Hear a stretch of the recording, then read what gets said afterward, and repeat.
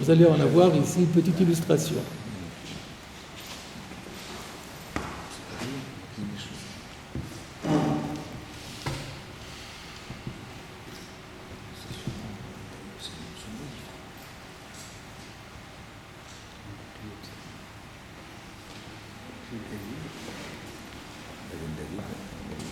Alors, il faut d'abord, dit-il, voir l'ensemble des psukim. Je vais vous citer l'ensemble des psukim, enfin pas tous, parce qu'ils sont très longs, mais un certain nombre de psukim de la paracha de Clémidian. Donc, Rashi avait dit, il y a écrit Titrataou. Rashi avait dit, on déduit ça du verset qui est dit Titrataou atem ushvichem dans le pasuk Yutet. Qu'est-ce qu'il y a écrit après le pasuk de Titrataou? En fait, le verset disait Titrataou, bayom hashelishi ou bayom hashvi'i, c'est-à-dire c'est la purification par la vache rousse. Vous allez vous purifier par aspersion d'eau lustrale le 3e jour et le 7e jour, vous ainsi que votre butin. Verset 19. Après, verset 20.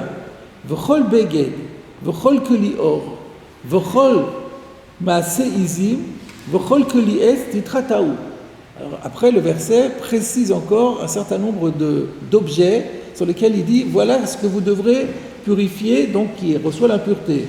Beged, les vêtements, keli or, les ustensiles en cuir, kol maase izim, les ustensiles faits avec du poil de chèvre, enfin c'est des vêtements plutôt, les textiles qui sont faits à partir de poils de chèvre, v'chol keli etz, les ustensiles en bois, titrataou, vous devez les purifier.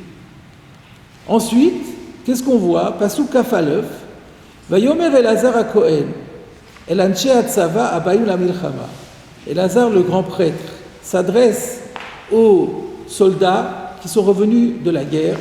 Il leur dit la chose suivante: Zot Chukat Torah Asher Tziva Hashem et Moshe. Voilà la loi de la Torah que Dieu a ordonnée à Moshe. Pasuk suivant, Kafbet, Ach et Azaav, Ve'eta Kesef, et à Nochoshet, et à Barzel, et à Bedil, et à Oferet. L'or, l'argent, le cuivre, le fer, l'étain, le plomb, Kol Davar Ashayavo Vaesh, toute chose que l'on peut passer par le feu, Taviru Vaesh Vetaer, vous le passerez par le feu et il sera purifié entre guillemets. Ach, mais toutefois, Bemei Nida Yitrata, il faudra qu'il passe encore par l'eau du mikvé. V'chol asher lo yavo va'esh taviru b'mayim. Et ce qui ne passe pas par le feu, vous le ferez passer par l'eau. Il s'agit en fait, vous l'avez bien compris, de la cachérisation de la vaisselle. Ouais. Donc ce qui est par le feu, vous cachérisez par le feu, ce qu'on appelle le liboul, et ce qui passe dans une cuisson avec de l'eau comme intermédiaire, vous faites la hagala. Hagala pour tous les métaux qui viennent d'être cités. Et il y a un commentaire dans la Torah, donc là nous sommes dans la Torah, regardons le commentaire de Rashi sur le verset Kafbet, Ach et Azaav, Afalpi shelo izir la Moshe et la alilchot tuma.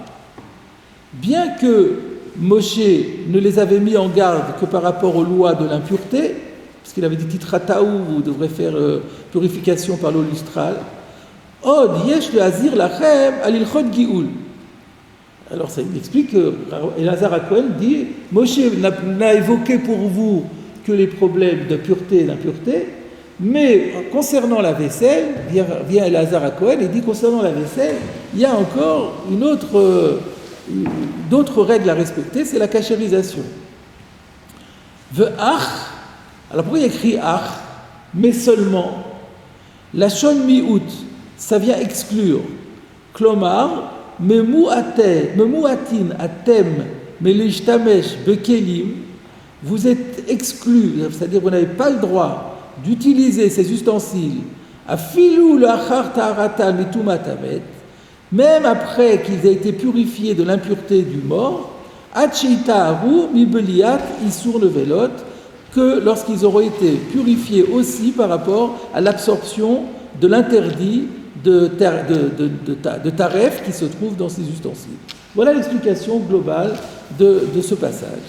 Alors là, maintenant, Guinness Shlomo, il dit, mais je ne comprends pas.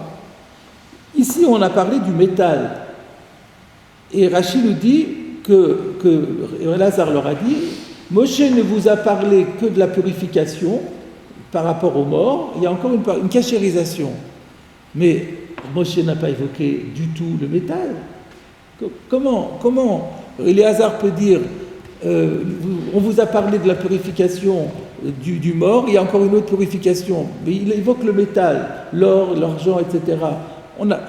Moshe Rabbeinu, on a bien vu, il a cité un certain nombre d'ustensiles, les vêtements, les clés or, les clés etz, il n'y avait pas les clés materet. Alors comment on peut dire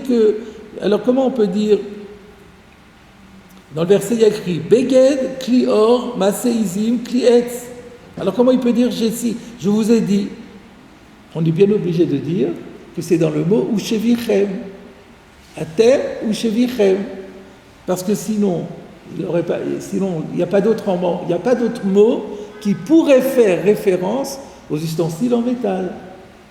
Donc ça prouve, donc là on a la réponse à la question de Tosfot qui dit mais qui vous dit que Shevichem englobe les ustensiles en métal comme les bracelets par exemple. Peut-être que ça ne les englobe pas comme ça n'a pas englobé les animaux. La réponse elle est là. La réponse elle est mais si, parce qu'après il dit Achetaza'a veta kesef en disant on vous a dit que vous devez les purifier mais ça ne suffit pas. Or, à quel moment on a pu le dire? Moshe n'a pu le dire que dans le mot Ushevichem. Donc c'est le fait qu'après, la réponse à la question de Tosfot, c'est le fait qu'après Éléazar se mette à parler des ustensiles en métal, en disant l'or, l'argent, etc., le cuivre, qu'est-ce qu'il avait dit? Le cuivre, avant le plomb, il y en avait un autre, le fer. Le fer et le plomb. Moshe vous en a déjà parlé, il n'en avait pas parlé. Le seul mot où il a pu en parler, c'est Shevichem. Alors ça prouve bien que Shevichem les a englobés. Voilà la réponse à la question de Tosfot. Alors vous allez me dire, oui, mais là-bas il s'agit que de la vaisselle, mais il n'y a pas de raison de penser qu'il aurait mentionné la vaisselle plus qu'autre chose, parce qu'il a parlé des ustensiles d'une manière générale. Donc, il a sûrement contredit, il a parlé dans Shevichem, il englobait tous les ustensiles en métal. Le Pnei Yoshua écrit qu'il a trouvé que tous les commentaires de la Mishnah, dans le 11e chapitre du traité Kélim, qui dit que Tarshite Nashim Tmeim. Donc, vous savez qu'il y a un traité, il y a un seder qui s'appelle Taharot. Dans les six, la Mishnah est divisée en 6 livres. Il y en a un qui s'appelle Taharot, qu'on n'étudie pas beaucoup parce que c'est très technique, et surtout celui qui est le plus compliqué pour nous à étudier, c'est la Masechet Kelim, c'est le traité des ustensiles. C'est un traité très long qui cite les ustensiles les uns après les autres et qui dit ça c'est pur, c'est impur. Et comme c'est des ustensiles qui n'existent plus aujourd'hui, très très compliqué à savoir de quoi il s'agit. C'est très fastidieux à étudier. Et donc, il y en a un qui dit, qui est facile à comprendre, Tarshite Nashim Mekablim Touma. Les bijoux des femmes reçoivent l'impureté. D'accord? Et là, les commentaires de la Mishnah se posent la question, tout le monde le sait. Ils ramènent une autre source. Ils ramènent un Sifri Zuta, qui dit que ça se déduit du verset suivant. V'kol asher lo yavo va'esh Taviru Bamaïm, qui a été dit par rapport à la cachérisation. Et donc, bien que ça ait été dit par rapport à la cachérisation, le Sifri Zuta dit que ça englobe aussi la purification par rapport à l'impureté. Donc, c'est d'après le Sifri Zuta, c'est encore une troisième explication que c'est pas comme dit Tosfot, Xerashava Klikli, n'a rien à voir avec ça. C'est pas non plus comme Rachadi de Shvichem, mais c'est lié aux lois de la cachérisation qui ont été dites sur les kélim. Et des kélim, de la vaisselle en métal, on extrapole aux bijoux en métaux. Et en tout cas, donc ça se rapproche beaucoup plus de Rashi. Donc finalement, c'est très proche de Rashi, parce qu'on avait dit, c'est la preuve que Shvirem englobe les métaux, puisque juste après, on va parler de la kashérisation. Donc c'est très très proche. Ça se rapproche plus, le Sifri Zuta est plus proche de Rashi que de Tosfot. Voilà le commentaire complémentaire du Pnei Yoshua, mais qui n'est pas en contradiction avec son grand-père, mais qui illustre, qui dit qu'on voit bien que en fait, ça se déduit essentiellement du din de la vaisselle. Alors maintenant, elle se pose la deuxième question. Donc on a répondu à la question sur Rashi, et maintenant, il reste la deuxième question, et pourquoi Rashi n'a pas voulu dire comme Tosfot? Alors là, je crois que le Maggid Shlomo ne traite pas cette question, il réserve le soin à son petit-fils de le faire. Donc c'est le Pnei Yoshua qui dit que la preuve que ça ne peut pas être comme Tosfot, c'est qu'on va voir dans la suite de notre Sugya un enseignement de Rabbi Yochanan qui va se poser la question de savoir d'où on sait qu'un bijou reçoit l'impureté quelle que soit sa taille, aussi petit soit-il. Et on va répondre qu'on va le déduire du tzitz. Le tzitz, c'était le bijou en or qui se trouvait sur le front du Kohen Gadol. On en parlera ultérieurement. Or, d'après Tosfot, on aurait pu le déduire du verset de Etzadav et Tzamid, qui sont tout petits. Tous, on peut dire qu'ils n'avaient pas, les Tzadav et Tzamid pouvaient être parfaitement petits, il n'y avait pas de taille spéciale. Et Tosfot va lui-même poser la question. Tosfot, quand on va arriver à ça, Tosfot va demander, mais pourquoi Rabbi Yochanan est obligé d'arriver à Tzitz? Il aurait pu partir de Etzadav et Tzamid. Et donc ça prouve que de Etzadav et Tzamid, qu'on ne peut pas déduire apparemment Etzadav et Tzamid du verset de Kéli. Alors pourquoi on aurait. Donc la question est Etzadav et Tzamid, d'après Tosfot, on le sait, parce que il y a écrit Kéli Maaseh, et Kéli Maaseh, il y a une Gzera Shava avec l'Ish de Shratzim. Alors si on voit que Rabbi Yochanan n'a pas voulu déduire Etzadav et Tzamid de là-bas, ça prouve qu'il pense qu'on ne peut pas faire la Gzera Shava, ou que la Gzera Shava plutôt qui existe ne permet pas de couvrir Etzadav et Tzamid. Alors pour quelle raison? La raison, elle est parce qu'il y a écrit Kli Maaseh. Kli Maaseh, ça veut dire un ustensile qui a une action. Le bijou, par définition, il ne fait rien. Il est juste là pour être vu. Mais il n'a pas de rôle à jouer, il n'a pas d'action à faire. Et c'est ça le point faible du pshat de Tosfot. Tosfot a dit, on a bien vu, qu'il y a écrit Kol Keli Maaseh, de Koy à Kol HaKelim Shenil Kochu. Ça, c'est le point faible. D'où tu prends ça? Kol HaKelim Maaseh, c'est pas Kol HaKelim Shenil Kochu. Le Kli Maaseh, c'est des ustensiles, des machines qui ont un rôle, une épée, je suis d'accord. Une épée, c'est un Kli Maaseh, ça joue un rôle, une arme, un outil, c'est un Kli Maaseh. Mais un Tarshit, non. Et Tzada, c'est juste quelque chose pour être vu, ça ne rentre pas dans le Kli Maaseh. Et donc ça, tu n'as pas la preuve. Et voilà pourquoi est-ce que Rashi ne voulait pas de ça, il préfère dire de Shvichem. Shvichem, c'est le butin. Ah, dans le butin, je suis d'accord. Et si on voit que la vaisselle était incluse dans le butin, donc c'est encore mieux. Mais Kli Maaseh, ça ne peut pas être. Voilà la raison, voilà la faiblesse, le point faible de l'explication de Tosfot. Est-ce qu'il y a un auteur qui défend Tosfot? Pardon? Est-ce qu'il y a un auteur qui défend Tosfot? C'est un peu dur comme attaque contre. Ben non, Tosfot il dit non, ça peut s'appeler Kli Maaseh, mais bon, c'est un peu faible, Et moi j'ai pensé encore à un autre argument à rajouter contre Tosfot en faveur de Rashi, c'est que d'après Tosfot, quand la Gemara elle dit que Etzada est tamé, c'est en se basant sur la Gzera Shava de Kli qu'on va voir plus tard. Mais premier argument, si jusqu'à ce stade on n'a pas vu nous la Gzera Shava, on ne la connaît pas. Si pour arriver à démontrer que Etzadav et Tzamid, il fallait recourir à une dracha spéciale, à une Gzera Shava, la Gemara elle aurait dû dire Etzada est tamé parce qu'il y a une Gzera Shava Kli. Moi je ne peux pas deviner qu'il y a une Gzera Shava à ce stade-là. Pire encore, plus tard, quand on va citer la Xerashava, la Gemara va l'attaquer, la Xerashava. Elle va dire, mais cette Xerashava, c'est pas possible. Et finalement, elle va démontrer qu'on peut la faire quand même. Donc ça veut dire qu'à ce stade, au stade où on ignore tout de cette Xerashava. Et donc comment dire que la Gemara, elle a intégré ici une Xerashava, c'est très dur. Alors que d'après Rashi, il n'y a pas de dracha, c'est la lecture.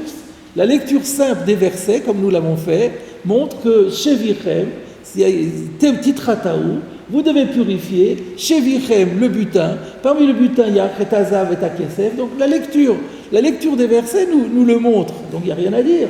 Mais s'il faut faire en plus une Zerachava avec le Parashat Shmini, mais je ne peux pas le deviner ça, la Gemara aurait dû le dire, surtout que ça n'a rien d'évident, que ça va être encore discuté dans la suite. Voilà pourquoi un argument en plus encore pour dire que le pshat de Rashi, il est finalement bien plus agréable que celui de Tosfot. Alors, on va poursuivre maintenant la Gemara.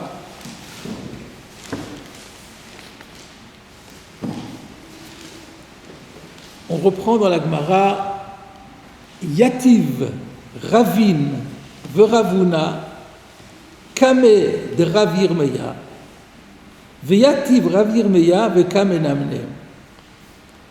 Donc c'est un peu amusant comme scène. Quand on dit Yativ, Kame, ce sont les élèves qui sont assis devant le maître, toujours. Donc il y avait deux élèves, Ravin et Ravuna, qui sont devenus des très grandes célébrités, mais qui à l'époque étaient encore élèves, semble-t-il. Ils étaient assis, Kame, devant leur maître, qui s'appelait Ravir Meya.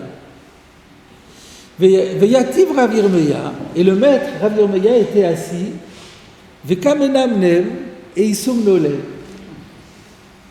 Alors vous avez un petit Gilion Hachas qui renvoie à Gitin et Nedarim, c'est-à-dire que c'est quelque chose qu'on voit par ailleurs. C'était quelque chose, il était coutumier. En fait, on va voir que c'était un sommeil pédagogique. C'était pédagogique. C'était une manière, il faisait plus ou moins semblant de dormir pour laisser un peu les élèves fermenter, discuter entre eux, et puis à un moment donné, c'est semblant de se réveiller et qu'il intervenait. Dans la Gemara, il y a des choses savoureuses comme ça. Donc voilà, donc les élèves vont discuter d'un problème, le Rav les laisse parler, et donc il fait semblant de dormir. Enfin, c'est moi qui dis qu'il fait semblant, c'est pas écrit dans le texte. Mais Menamnem, ça veut dire s'il dort, mais il dort d'une oreille. Quoi. On voit qu'il entend quand même ce qui se passe. Vekahamar, alors, Veyativ Ravin, et Ravin qui était assis, c'est une manière de dire qu'il a pris la parole. Vekahamar, et il a dit Birit be'achat kvalim be'shtayim. Alors, on comprend que l'objet du débat, c'est quoi? C'est maintenant, on arrive à la deuxième partie de la Mishnah. Vous vous rappelez ce que disait la Mishnah? Birit teora veyotzim ba, kevalim temeim ve'en yotzim baen. Et Rashi avait dit kevalim mefaresh bagmara. Nous y sommes. Qu'est-ce que c'est que kevalim qui s'oppose à birit dans les deux dinim de Toum'a et de sortir le Shabbat? Vient Ravin et dit à Ravuna, moi je sais, Birit be'achat, kvalim be'shtayim. Ça veut dire quoi be'achat? Rashi nous explique, il y a un petit Rashi, Birit be'achat, mishokea. Birit, c'est sur une des cuisses. Kvalim, c'est sur les deux cuisses. Donc quand on n'en porte qu'une, ça s'appelle birit. Quand on porte les deux, sur les deux jambes, ça s'appelle kvalim.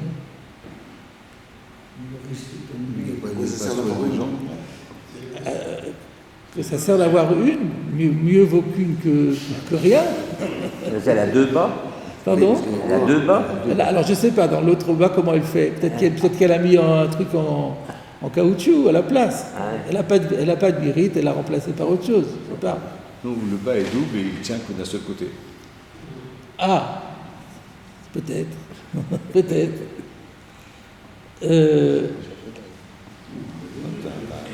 Amarle Ravuna. Ravuna lui a dit, mais non, c'est pas ça. Elou be'shtai, c'est pas ça du tout. Les deux les deux ils sont à deux. Aussi bien birit que kvalim, il y en a une pour chaque jambe. Ou metilin shalshelet beneen. Mais la différence entre birit et kvalim, c'est que dans kvalim, on fixe, metilin, on fixe shalshelet, une chaîne ou une chaînette, beneen, entre les deux. Venasu kvalim. Et c'est ça qui transforme le birit en kvalim. C'est les kvalim, c'est birit avec une chaîne qui attache les deux bracelets. Pardon? Des menottes de jambes en quelque sorte.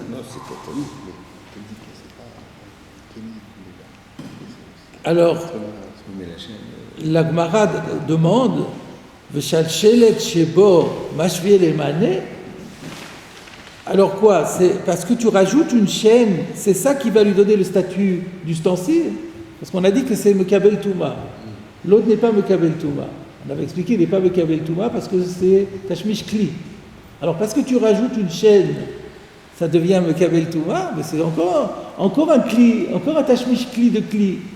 Alors non, là, ça ne devrait pas être Mekabel Touma. Alors là, il y a une difficulté. Il y a une difficulté déjà, je ne sais pas si vous la voyez. La Gemara pose la question sur Ravuna. Mais la même question, on pouvait la poser sur Ravin.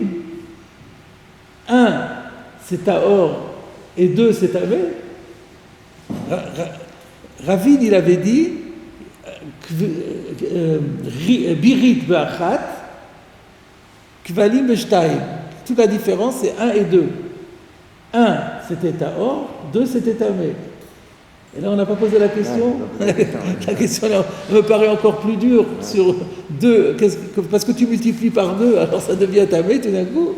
Et là, la Gemara n'a pas posé la question, curieusement. Mais la question, on la verra traitée par Tosfot. Mais quand on lit la Gemara, on est un peu choqué, parce qu'on pose une question sur Ravuna, alors que la question aurait pu se poser sur Ravin aussi. Mais Ravuna, il répond à Ravin. Il dit 2, en fin de compte, c'est pas tamé. Et oui, Ravin. Qui... Non, mais moi je ne pose pas la question sur la réponse, je pose la question sur celui qui pose la question. Celui qui pose la question, pourquoi il a posé la question à Ravuna et pas à Ravin? En tous les cas de cause, donc la Gemara pose la question sur Ravuna. Et donc elle lui dit Veshal shelet shebo mashvele mane. Il y a un Rashi là-dessus. Veshal shelet mashvele mane, il n'a pas shebo, mais ça revient au même. Bitmiya, il faut lire ça interrogativement, parce qu'on aurait pu, moi je l'ai vu tout de suite interrogativement parce que j'ai vu Rashi, on aurait pu se tromper, on aurait pu croire que c'est toujours Ravuna qui parle. Alors Rashi intervient pour mettre la ponctuation, il dit attention, là c'est une question. Shalshelet mashvele umane, nous on avait mashviale, lui il a mashvele ou, c'est mieux, mashvele umane, bitmiya, de katani kvalim tmeim, puisqu'on a bien dit dans la Mishnah que les kvalim reçoivent la pureté. Vechiteima, je reviens à la Gemara. Si tu veux me répondre que, effectivement, la shalchelet, la chaîne, rend les kvalim tamé, que Rabbi Shmuel ben Nachmani, conformément à Rabbi Shmuel ben Nachmani, à l'enseignement de Rabbi Shmuel ben Nachmani. De Amar Rabbi Shmuel ben Nachmani, Amar Rabbi Yochanan, parce que Rav Shmuel ben Nachmani a dit au nom de Rabbi Yochanan, en fait, vous avez un guilion qui signale que on a vu cette Gemara déjà plus haut, la Fnulchet Amoudbet, et que c'était pas Rabbi Yochanan, c'était Rabbi Yonatan. Bon, ça c'est à retenir aussi. De Amar Rabbi Shmuel ben Nachmani, Amar Rabbi Yonatan. Minayin le mashmiya kol beklimatrot sheutame. D'où savons-nous que quelque chose qui est fait pour produire un son, mashmiya kol, beklimatrot, concernant un ustensile en métal, sheutame, qui reçoit l'impureté. Vous vous rappelez, c'était la cloche. On avait dit qu'une cloche vide, où il n'y a pas de bâton à l'intérieur, n'est pas Mekabel Touma. Et si on a mis le bâton à l'intérieur, ça va être Mekabel Touma parce que ça fait du bruit. bien que le bruit, c'est quelque chose d'abstrait, c'est quelque chose qui n'est pas palpable. Et donc on aurait pu se poser la question si c'est un statut d'action, il faut un climat assez, il faut que ça joue un rôle actif. Là, c'est physique, c'est pas vraiment physique. Alors, donc il faut un verset pour ça. D'où on sait que quelque chose la production d'un son dans un ustensile en métal est suffisante pour conférer à l'ustensile le statut d'ustensile pour recevoir l'impureté. Chez Nehemar, toujours dans on est toujours dans Clémidiane, Kol davar asher yavo ba'esh, toute chose qui viendra par le feu sera cachérisée par le feu. Afilou dibur b'mashma. Donc le mot davar est en trop dans le passouk. On aurait pu dire Kol asher yavo ba'esh. Le mot davar n'ajoute rien. Kol asher yavo ba'esh, tout ce qui va dans le feu doit être passé par le feu. Pourquoi on dit Kol davar? Afilou dibur. Même la parole, c'est-à-dire quelque chose qui fait du bruit, la parole dans le sens de la parole c'est quelque chose qui s'entend, donc même quelque chose qui fait un son, ça suffit déjà pour être mekabel touma. Alors là il y a un problème qui se pose, mais le verset ne parle pas de touma, il parle de cachérisation. Alors regardez Rashi. Rashi dit V'chiteima que de Rabbi Shmuel v'choulé mashmi akol b'kli matrot b'resh pirkin. C'est-à-dire quoi? Ça a déjà été étudié au début du Pérec. Pourquoi Rashi nous dit ça? Parce que ça veut dire, quand il dit ça, Rashi, ça veut dire, si vous avez des questions, reportez-vous là-bas, ça a déjà été traité. Je ne le traite pas maintenant, ça a été traité déjà en détail. Ça nous dit quelque chose. On a dit qu'on avait les chaînes qui n'ont pas très fait une phase de grands pas, et du coup, il était au service de l'homme. Non, mais ça, c'est ce qu'on va voir ici, on ne l'a pas encore vu, ça. Non. On n'avait pas vu ça à l'époque. C'est maintenant qu'on va le voir. On était venu voir. Ah, on avait. Peut-être que. C'est possible on s'était reporté à l'autre Sugia, ça doit être ça. Parce que c'était souligné, j'ai enlevé les soulignants. Ah, d'accord. Donc on s'était reporté là-dessus, mais là on n'est pas censé te connaître ça encore. Par contre, l'histoire de Mashmi Akol, on l'avait vu. Alors je vous propose de regarder très rapidement Daf Nunchet Amud Bet par rapport à la question que j'ai soulevée. Comment est-ce qu'on peut apporter une preuve d'un verset qui parle de cachérisation alors que nous on est dans un problème de pureté et d'impureté? Regardez, Nunchet Amud Bet, le Tosfot, Kol Davar Asher Yavo. Voilà, c'est celui-là. Kol Davar Asher Yavo. V'af agav de Haikra lo legabe tumakti. Tosfot demande, bien que ce verset ne traite nullement d'impureté, et là le gabé agala, il parle de la cachérisation. Alors qu'est-ce que tu m'apportes à un verset de Dibour pour dire que c'est le Kabel Touma? Ici, on parle de cachérisation. Et dans la cachérisation, le fait que ça fait addition ou pas, ça n'a rien à voir.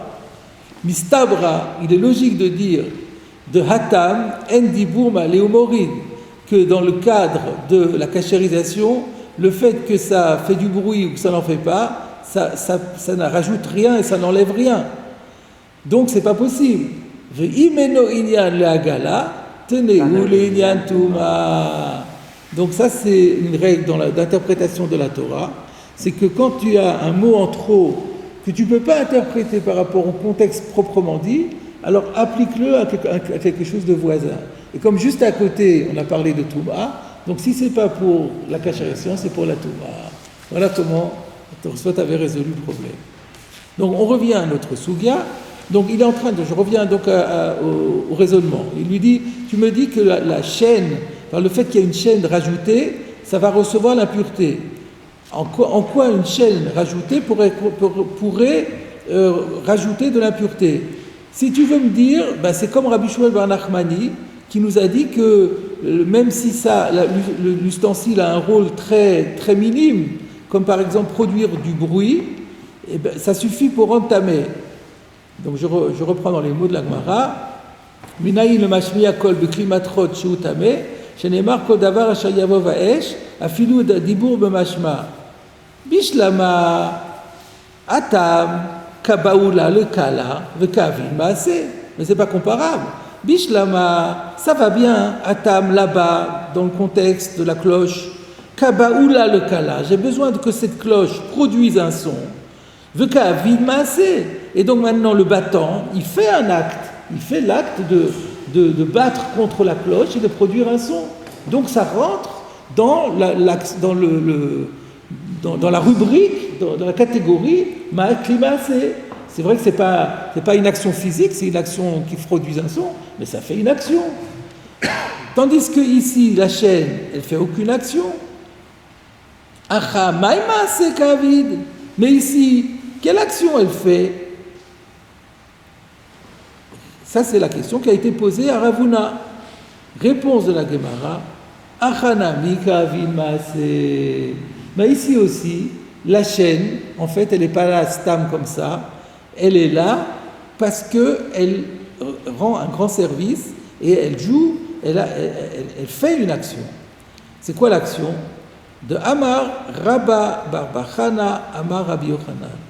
Parce que Rabba, petit-fils de Chana, ou alors fils d'un monsieur qui s'appelait Bar Chana, il y a deux compréhensions de ce nom. Amar Rabbi Yochanan, c'est un élève de Rabbi Yochanan, il dit toujours ça au nom de Rabbi Yochanan. Mishpacha achat haïta b'Yerushalayim. Il y avait une famille très connue à Jérusalem, chez Ayou Pesioten Gasot, qui avait un problème génétique, c'est qu'ils marchaient toujours à grande enjambée. Quand ils marchaient, ils écartaient énormément les jambes. Et en quoi c'est mal? Vayou betuloten noshrot. Le problème était pour les jeunes filles, dont l'hymen, de ce fait, tombait par terre. Elles perdaient l'hymen en marchant. Et ensuite, ça posait toutes sortes de problèmes que vous pouvez imaginer. Alors, c'était un problème. Comment faire? Asula en kvalim. Alors, ils leur ont confectionné des kvalim. Comment? Vitilu shal shelet beneen. Ils ont fixé une chaîne entre les deux bracelets. Shelo yiyu psioteen gasot. Pour qu'elles n'arrivent plus à faire des enjambées trop larges. Du coup, velo ayu betuloteen noshrot. Et ainsi, l'hymen ne tombait plus et le problème était résolu. Rashi, Vasu laen shalchelet, ilkar, shalchelet, tashmish adam ou velav tashmish kli. En conséquence, la chaîne ici n'est pas comme c'était le cas par rapport au bracelet vis-à-vis du bas. Ce n'est pas quelque chose qui est au service de l'ustensile, parce que l'ustensile n'en a rien à en faire. La chaîne, elle est directement au service de la personne. V'lav tashmish kli, elle n'est pas au service du keli. Delot ekabel touma, parce que dans ce cas-là, elle ne pourrait pas recevoir la touma. Mais non, c'est pas ça. Elle est mekabel touma. Et donc, ça explique pourquoi elle est mekabel touma. Maintenant, il faut expliquer aussi pourquoi on ne peut pas sortir avec. Alors qu'avec sans chaîne, on peut sortir, et avec chaîne, on ne peut pas sortir avec le Shabbat. Pour quelle raison? Ve'en yotzin ba'en, on ne peut pas sortir avec dilma shalfa le shalchelet. Parce qu'il y a ici un risque qu'elle retire la chaîne chez Ish Zahav, parce que ce n'était pas n'importe quelle chaîne, c'était une chaîne en or. Ou mechavia, donc elle peut être tentée de la faire admirer. De qui chakla le shalchelet? L'omiglia choka. Et lorsqu'elle enlève sa chaîne, pour autant, ça ne va pas dévoiler sa cuisse. Charé birit bilkoma omedet, parce que le birit n'a pas changé de place, il est toujours à sa place, il retient toujours le bas, donc la peau reste toujours couverte par le bas, donc il n'y a pas de dévoilement de la cuisse, donc elle peut tranquillement enlever sa chaîne et la faire admirer. Donc on a répondu aux deux conditions. C'est tamé parce que c'est tashmish adam et pas tashmish kli, et c'est assourd de sortir avec parce qu'elle peut l'enlever sans dénuder sa cuisse. Pardon?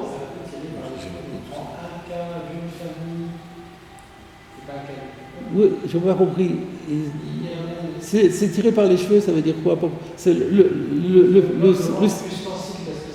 système existe. Ce système existe. Il faut donner. Mais quelle importance il y en a? On est en train d'expliquer une Mishnah. le dispositif en question existe. Il n'y en a pas beaucoup. Il existe, il faut statuer dessus. La Mishnah statue même sur la Mishnah, c'est connu que la Mishnah c'est une casuistique. C'est une étude de cas. Ça peut être un cas qui est hyper rare, ça a aucune importance. C'est d'ailleurs ça on explique qu'une des raisons qui permet à la Gemara de répondre à des questions ultra-modernes, qui n'existaient pas à l'époque, c'est justement parce qu'on a étudié des cas extrêmes, qui étaient à l'époque complètement invraisemblables, et ça permet de donner des principes qui sont aujourd'hui d'application la plus courante. Donc ça, c'est jamais une question en disant mais c'est pas courant, ça c'est pas du tout un problème. Mais les Chazal, ils n'ont pas mis dans la balance le fait que lui interdire de porter justement cette chaîne de Zahar, elle pourrait être amenée à marcher Shabbat, donc sur cette chaîne-là, et perdre son hymen. Et qu'elle ne sortait pas Shabbat. Non, si, il pourrait sortir Shabbat et faire de bons renommées. Ben oui, ben c'est pas grave. Je veux dire, le respect du Shabbat, c'est plus important que ça. Alors, d'abord, on peut peut-être supposer que si c'est juste un jour de temps en temps, ça va peut-être pas avoir le même effet que si c'est régulier, ça j'en sais rien. Et même si vraiment il y a un risque, eh ben, dans ce cas-là, elle n'allait pas, elle ne sortait pas, effectivement. C'est pas ça qu'elle va dire, c'est respect du Shabbat. Respect du Shabbat, c'est plus important. Une précision dans le terme. Quand il dit Asulahem Kevalim, on attendait à ce qu'il dise Asulahem Biri, Veitil, Chalchelet, et ça devient Kevalim. Non. Oui, vous avez raison. Non, Biri, c'est Et Asulahem Kevalim, alors. Biri, c'est des anneaux. Oui. Non, mais quand on met des chaînes, ils se transforment en Kevalim. Alors c'est pour ça qu'il faut comprendre autrement la phrase. Asulahem Kevalim, en quoi faisant? Comment ils ont fait des Kevalim? C'est-à-dire, le Vav, c'est un Vav de développement. Asulahem Kevalim, comment ils ont fait?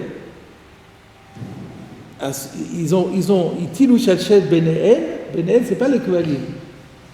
Ben oui, parce que sinon, les Kevalim, c'est avec la chalchelet.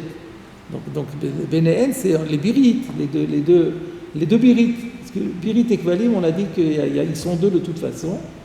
Et donc, à Soulain Kvalim, comment ils ont fait les Kvalim? En mettant la chalchelette entre eux, etc. On peut comprendre comme ça. Ou alors, comment il avait dit? Metilin chalchelette benen venasu Kvalim. Metilin chalchelette elu ve'elu b'shtay, elu ve'elu b'shtay, metilin chalchelette venasu Kvalim. Donc Kvalim. Alors soit on dit que c'est une impropriété de langage, soit on explique comme j'ai dit, on peut faire l'un ou l'autre. Effectivement. Donc, on arrive à la conclusion de l'histoire. It arbeu Rabbi Yirmeya. Rabbi Yirmeya se réveille. Amar lehu Yishar. Il a dit, c'est juste. Ravuna, la réponse de Ravuna, c'est la bonne. Et d'ailleurs, Rabbi Yochanan avait dit ça aussi. Donc bravo Ravuna, tu as de toi-même retrouvé la même explication que celle que Rabbi Yochanan avait donnée. Regardez, il y a un Rashi. Yishar v'chen amar Rabbi Yochanan, Yafé amarta, tu as bien dit, v'chen shamati me Rabbi Yochanan, et d'ailleurs c'est ce que j'ai entendu de Rabbi Yochanan lui-même. Oui, j'aime bien. Alors, pardon? Non, c'est pas le même enseignement, attention. Rabbi Yonatan, il avait parlé de Mashmi Akol, rien à voir. Oui, là on a dit que Kevalim, ils sont tamés. Oui. Mais on a dit que c'est la chaîne qui est Mekabelet Touma, c'est pas les bracelets. Ah, c'est une très bonne question. C'est une très très bonne question, c'est le Ritva qui explique ça. Le Ritva dit On peut séparer la chaîne. ou Kovalim Tfelin la Shalchelet. les kevalim. Donc vous voyez qu'on appelle des fois les kevalim sans la chalchelet, ça s'appelle aussi kevalim du coup. C'est-à-dire une kevalim avec chalchelet, on appelle déjà les deux bracelets, on les appelle déjà kevalim. Ou kevalim, tfelin la chalchelet. Les kevalim, on les considère comme subsidiaires, accessoires par rapport à la chalchelet. Ou le fichar tmeim, et c'est pour ça qu'elles sont aussi impures. Ce qui veut dire en clair que tout est considéré comme un seul kéli. Voilà.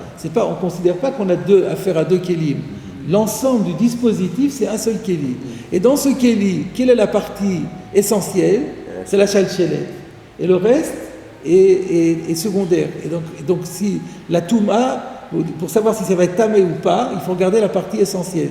Si la partie essentielle est mekabel touma, tout va être mekabel touma. Si la partie essentielle n'est pas mekabel touma, rien ne va être mekabel touma. C'est un seul objet qui est fait en deux parties.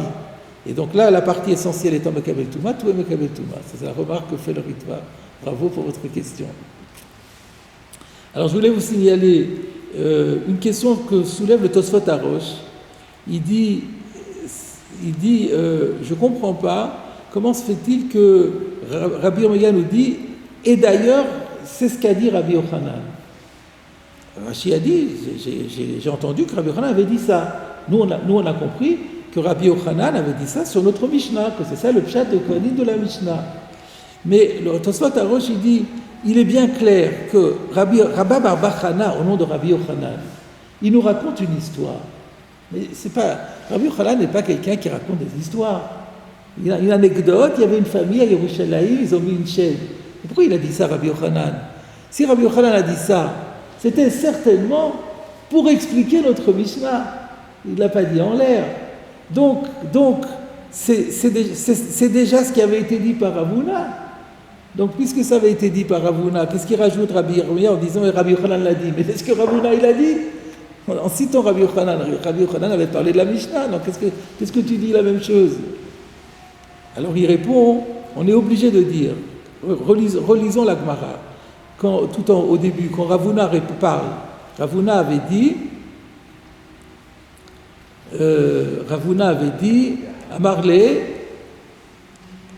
Amarle Ravuna, Elu ve'elu b'shtaim, umatilin shalshelet benen venasu kvalim.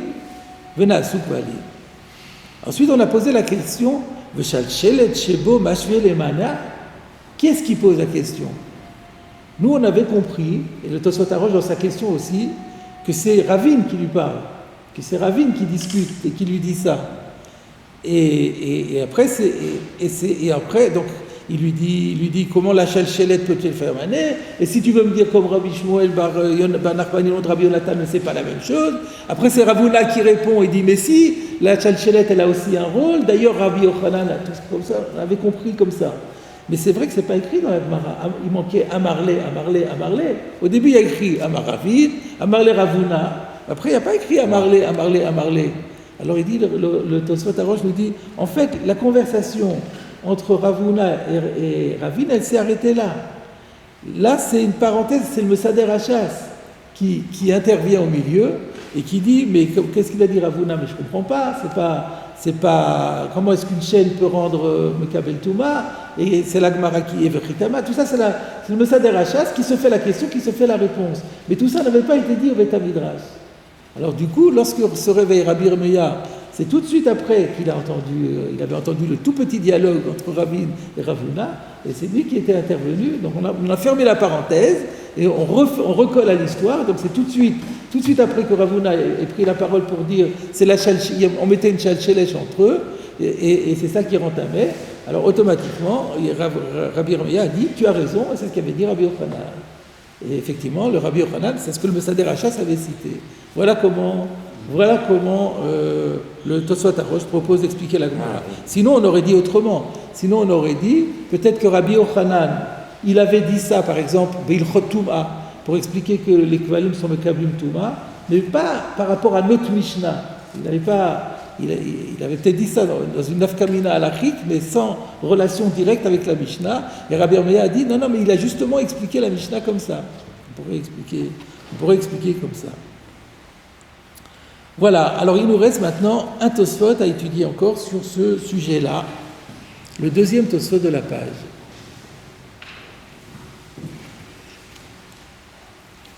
Birit tachat etzada omedet. Vous auriez pu me poser la question, mais ça, j'aurais dû faire ce Tosfot avant de faire la suite de la Gemara. Mais c'est parce que dans ce Tosfot, il faisait référence à la suite de la Gemara et qu'on n'aurait pas compris.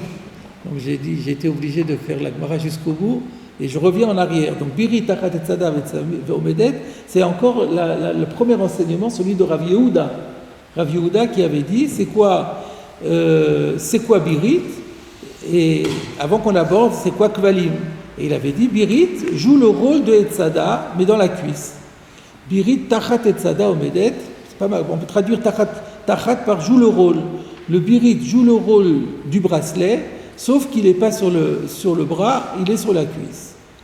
Perach bekuntras, Rashi avait expliqué, alors là il rajoute un mot, omedet bashok, que ce Birit est placé sur la cuisse, le arzik bate shokea, pour tenir les bas, chez le yiplou, éviter qu'il ne tombe, veuillez raou shokea, et que la cuisse ne paraisse.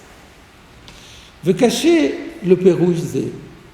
Tosfot, encore une fois, soulève un problème sur le pshat de Rashi. C'est difficile cette explication. De imken, parce que si c'est ça le pshat, bekvalim amayen yotzim, pourquoi est-ce qu'on ne pourrait pas sortir avec des kvalim? Le maï de Salkada te ashta, d'après la compréhension que la Gemara avait initialement, de en chilouk ben birit le kvalim, qu'il n'y a aucune différence entre birit et kvalim, et là chez zebe achat, ve zebe shtayim. Sauf que dans un cas, il n'y en a qu'une, et dans l'autre cas, il n'y en a que deux. C'est quoi la question de Tosfot? La question de Tosfot, elle est sur Ravin, en fait. Quand Ravin va dire Birit b'achat, Kvalim b'shtayim, la seule différence, c'est qu'il y en a, là il y en a un, et là il y en a deux. Alors il dit, d'après, si on dit que la raison pour laquelle on a le droit de sortir avec le Birit, c'est parce qu'elle ne va pas l'enlever, parce qu'elle va dévoiler, le bas va tomber, elle va dévoiler ses jambes, ben, qu'il y en ait un ou qu'il y en ait deux, c'est la même chose.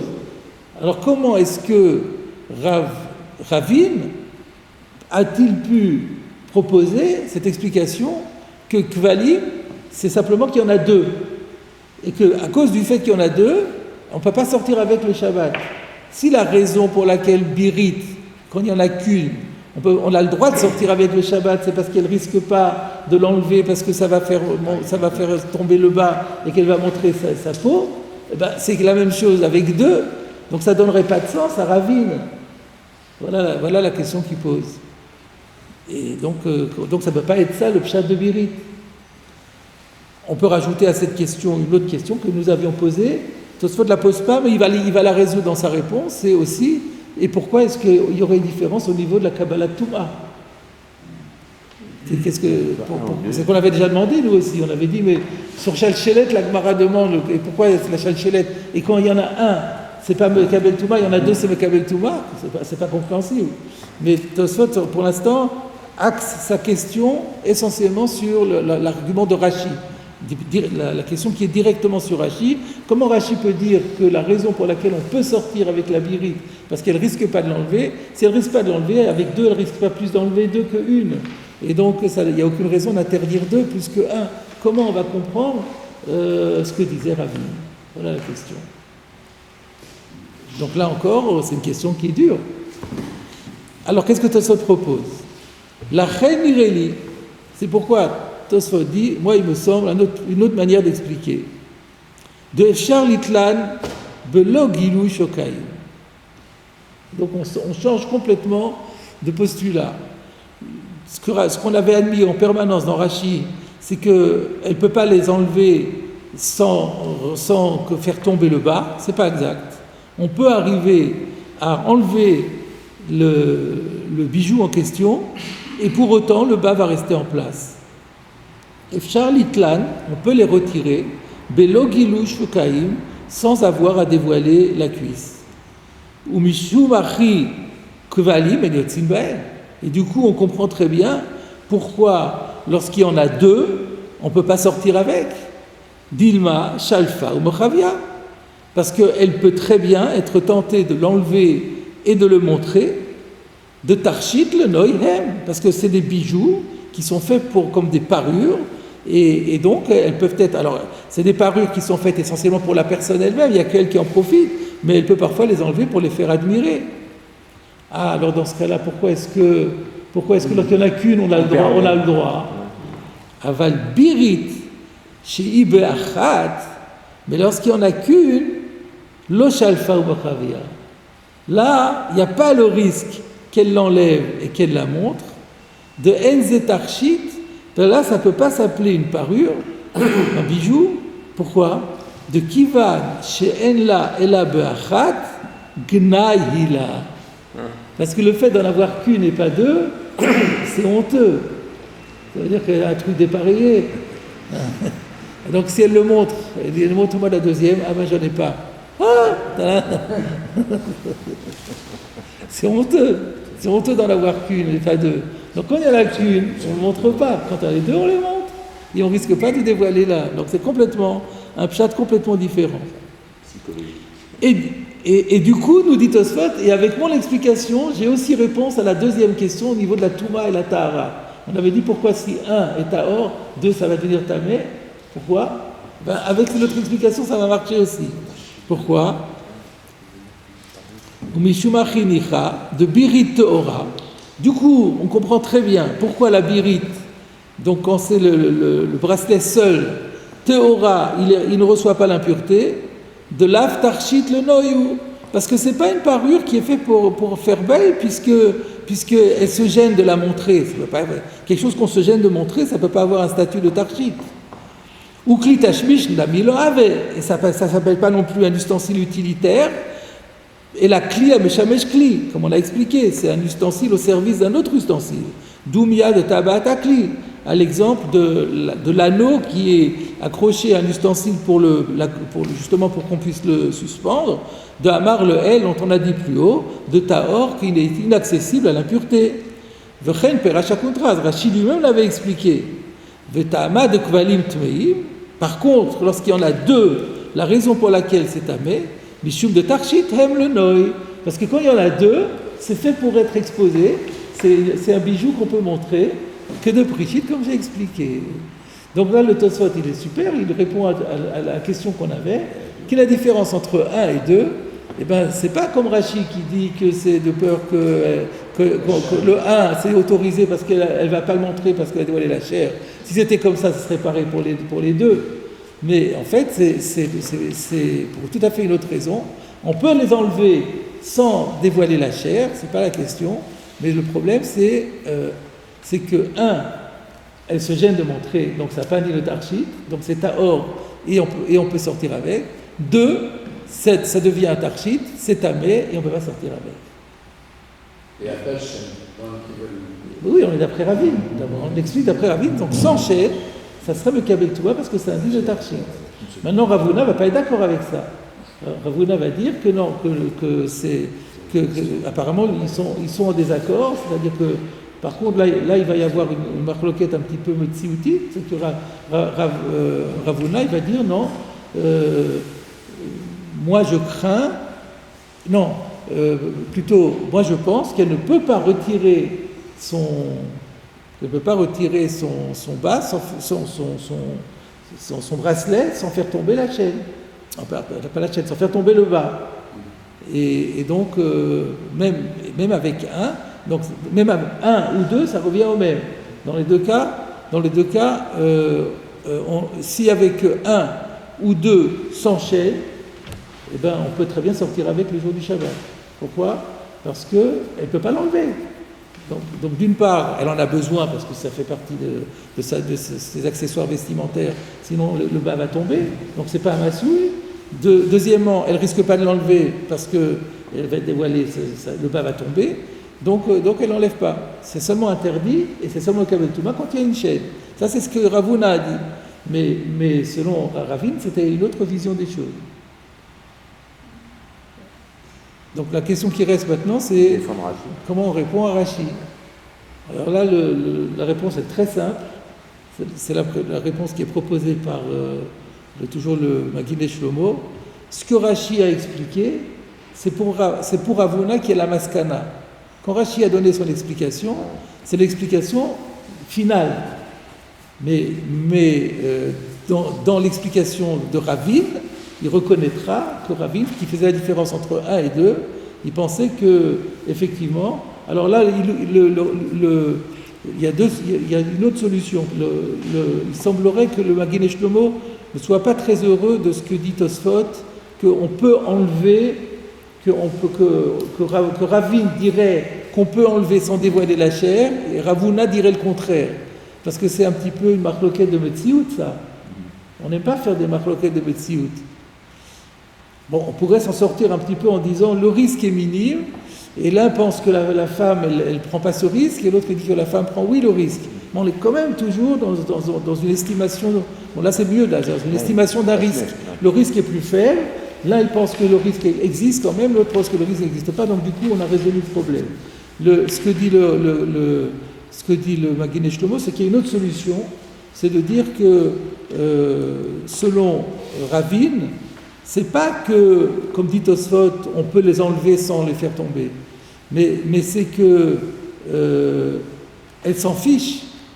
On a vu plus haut dans la Gemara par rapport à la calotte qui couvrait les cheveux, puis il y avait un Ishita qui disait ça ne la dérange pas de montrer un instant, même quitte à dévoiler ses cheveux.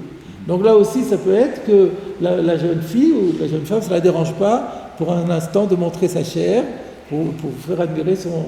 Donc ça devient une marloquette si le risque existe ou pas, plutôt que de dire ça va tomber ou ça ne va pas tomber. Donc c'est pour préparer.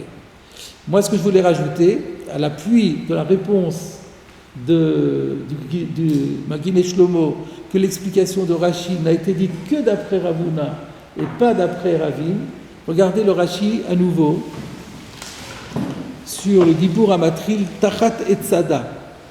Tachat Etzada, chez Bezroa, Omedet Bashok, donc elle joue le rôle que le bracelet a au bras, elle joue ce rôle, mais à la cuisse.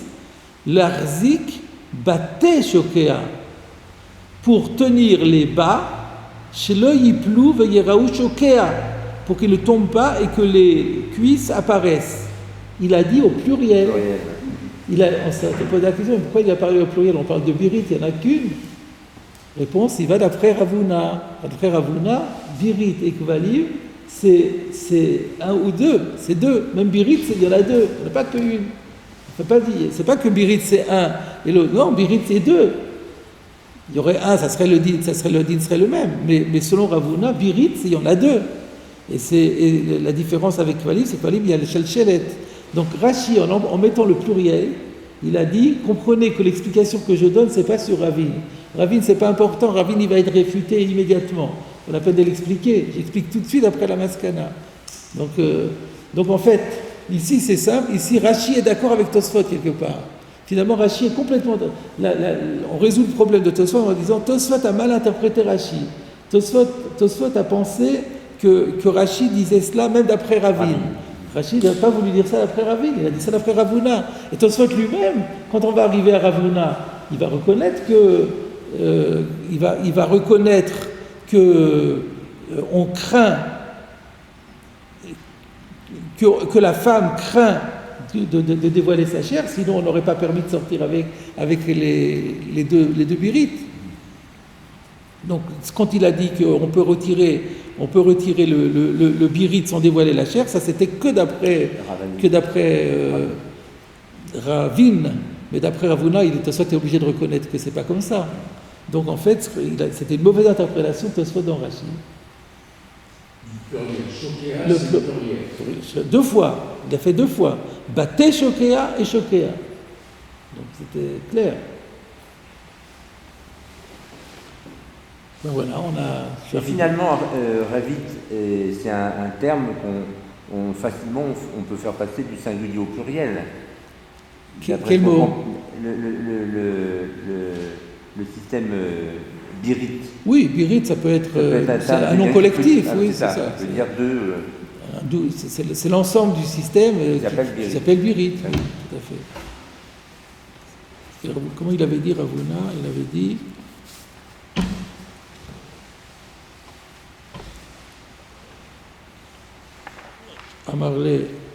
Amarle Ravuna, Eilu ve'eilu b'shtayim. Ça n'existe même pas à Bechad. Hein. Eilu ve'eilu b'shtayim. Pour lui, il n'y a pas de birit b'achad, ça n'existe pas. Le birit, c'est les deux qu'on appelle birit. Voilà. Eh bien, on a bien terminé la Ninyan. Comme ça, la semaine prochaine, on commence un nouveau sujet. D'accord. On va éviter de faire des grandes enjambées.